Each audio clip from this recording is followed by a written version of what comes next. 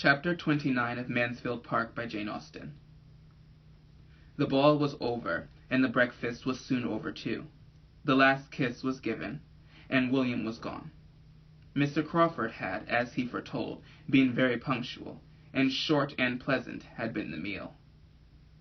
After seeing William to the last moment, Fanny walked back to the breakfast-room with a very saddened heart to grieve over the melancholy change. And there her uncle kindly left her to cry in peace, conceiving, perhaps, that the deserted chair of each young man might exercise her tender enthusiasm, and that the remaining cold pork bones and mustard in William's plate might be dividing her feelings with the broken eggshells in Mr. Crawford's. She sat and cried con amore as her uncle intended, but it was con amore fraternal and no other. William was gone, and she now felt as if she had wasted half his visit in idle cares and selfish solicitudes unconnected with him. Fanny's disposition was such that she could never even think of her Aunt Norris in the meagreness and cheerlessness of her own small house without reproaching herself for some little want of attention to her when they had been last together. Much less could her feelings acquit her of having done and said and thought everything by William that was due to him for a whole fortnight. It was a heavy, melancholy day. Soon after the second breakfast, Edmund bade them good-bye for a week, and mounted his horse for Peterborough, and then all were gone. Nothing remained of last night but remembrances, which she had nobody to share in. She talked to her Aunt Bertram. She must talk to somebody about the ball, but her aunt had seen so little of what had passed, and had so little curiosity, that it was heavy work. Lady Bertram was not certain of anybody's dress, or anybody's place at supper but her own.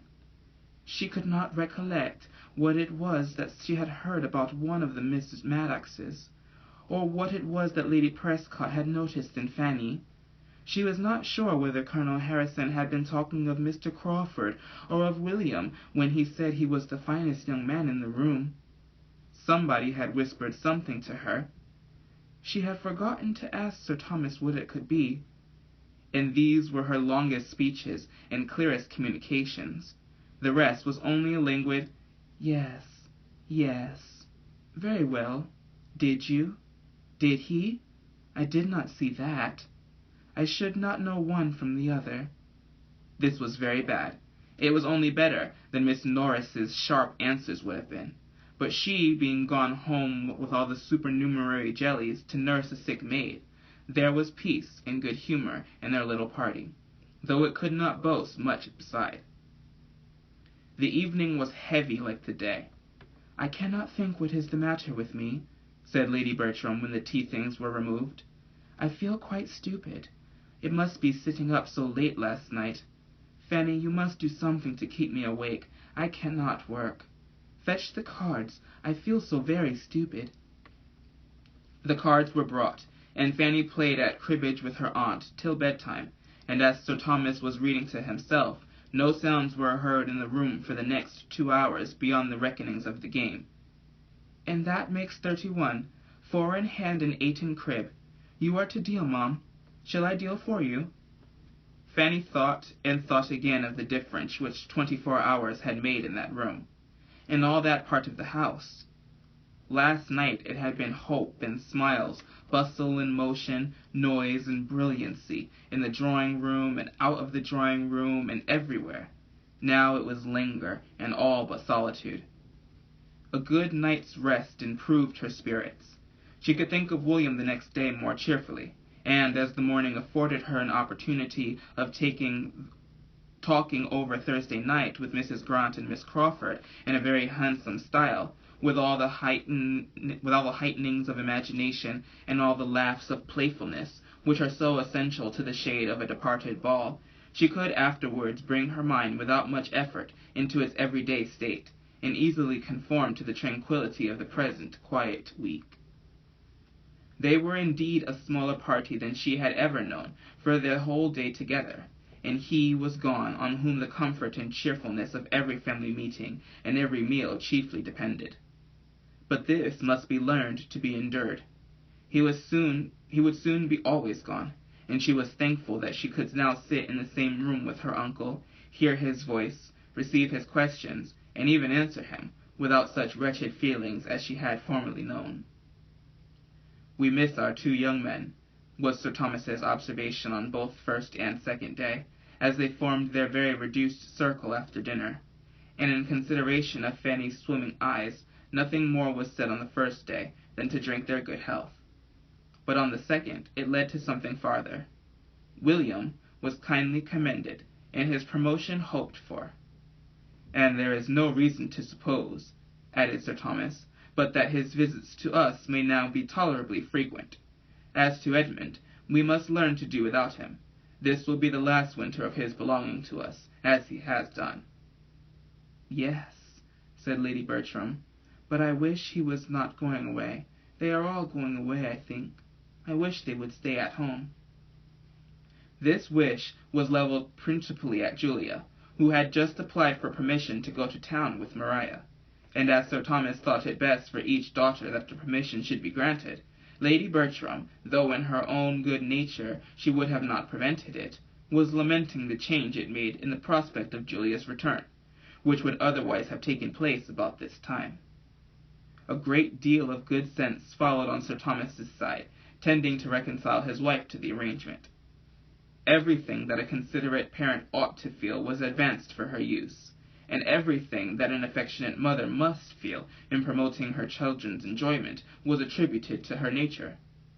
Lady Bertram agreed to it with a calm "yes," and at the end of the quarter of an hour's silent consideration spontaneously observed, "Sir Thomas, I have been thinking, and I am very glad we took Fanny as we did, for now the others are away we feel the good of it." Sir Thomas immediately improving this compliment by adding, "Very true. We show Fanny what a good girl we think her by praising her to her face. She is now a very valuable companion. If we have been kind to her, she is now quite as necessary to us." "Yes," said Lady Bertram presently, "and it is a comfort to think that we shall always have her." Sir Thomas paused, half smiled, glanced at his niece, and then gravely replied, "She will never leave us, I hope, till invited to some other home that may reasonably promise her greater happiness than she knows here." "And that is not very likely to be, Sir Thomas. Who should invite her? Maria might be very glad to see her at Sotherton now and again, but she would not think of asking her to live there, and I am sure she is better off here. And besides, I cannot do without her." The week, which passed so quietly and peaceably at the great house in Mansfield, had a very different character at the parsonage. To the young lady, at least, in each family, it brought very different feelings. What a tranquillity and comfort to Fanny was tediousness and vexation to Mary.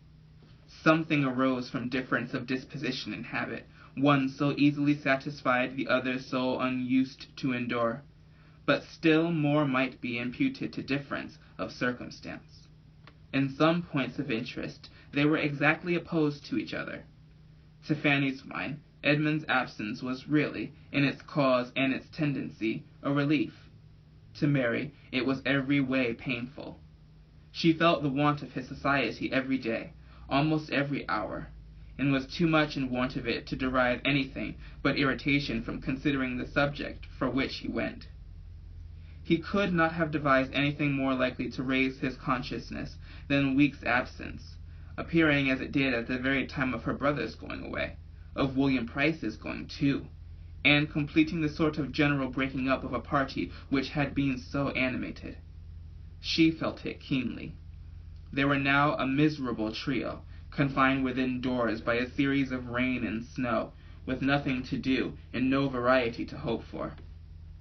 Angry as she was with Edmund for adhering to his own notions, and acting on them in defiance of her, and she had been so angry that they had hardly parted friends at the ball, she could not help thinking of him continually with absent, dwelling on his merit and affection, and longing again for the almost daily meetings they lately had.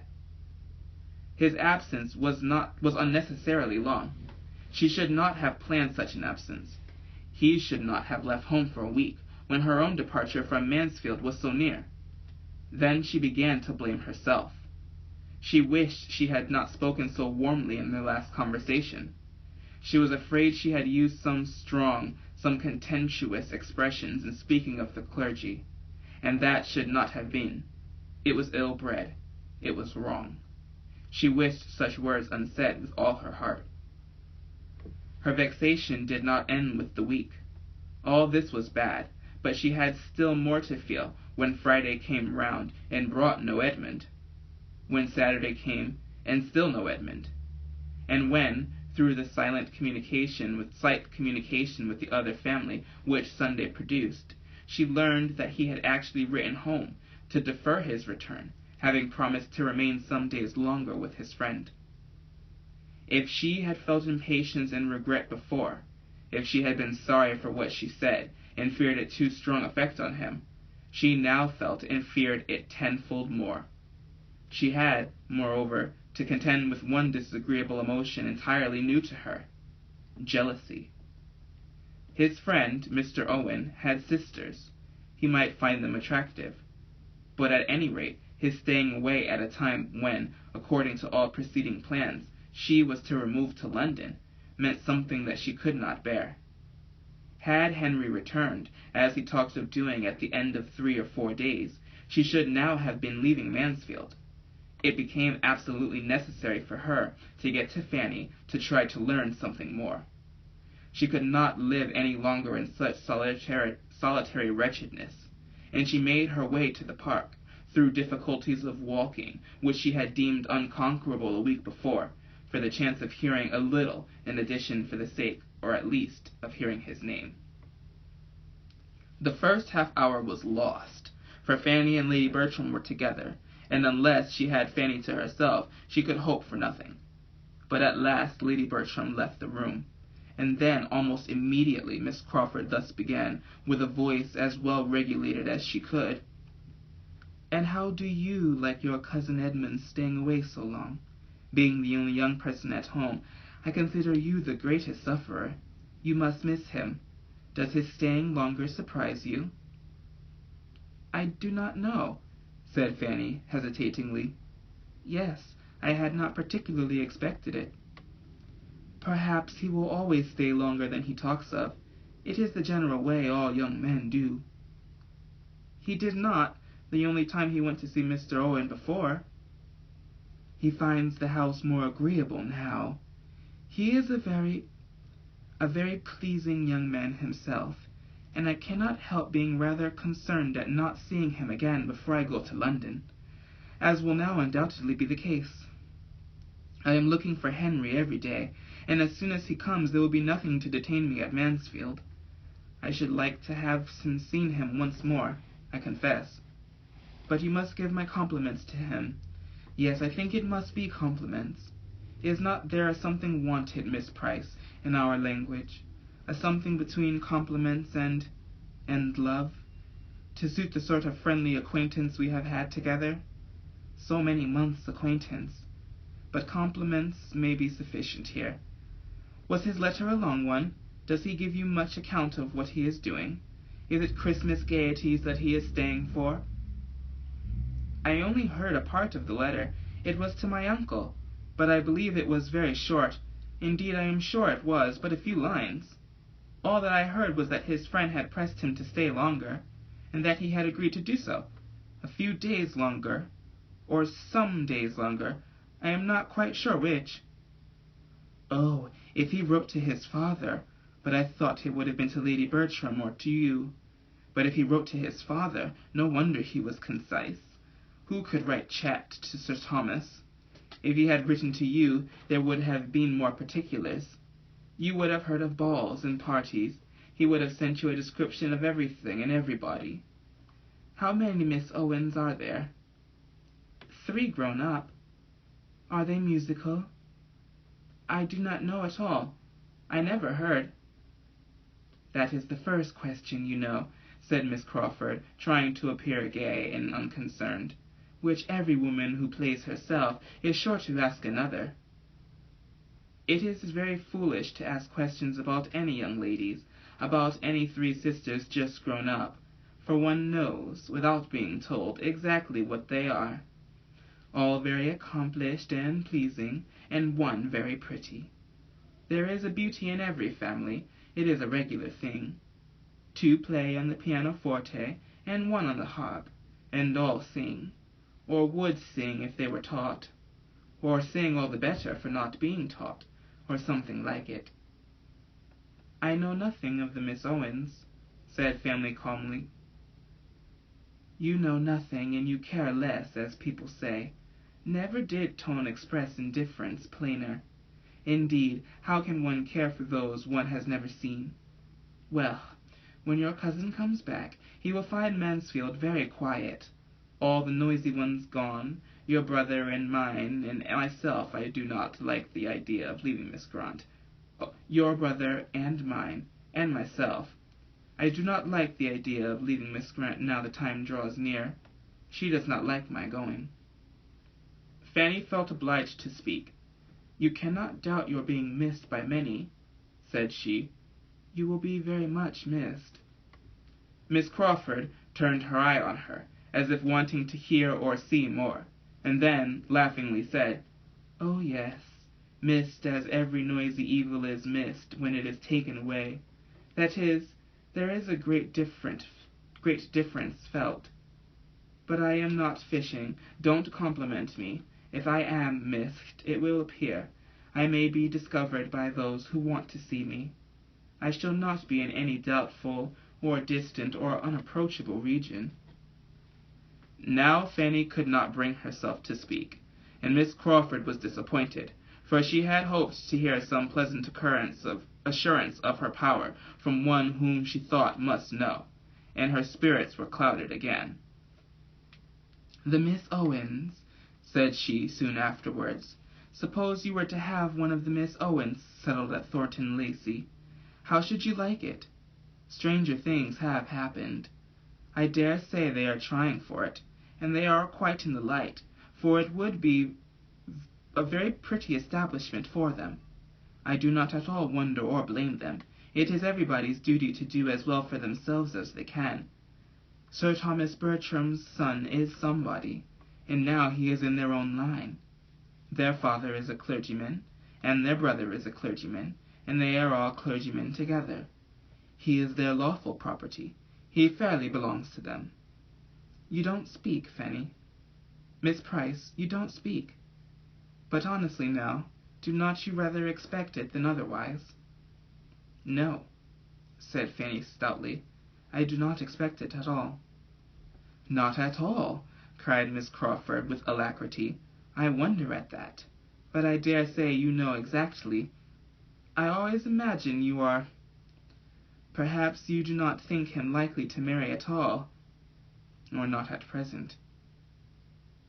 No, I do not, said Fanny softly, hoping she did not err either in the belief or the acknowledgment of it.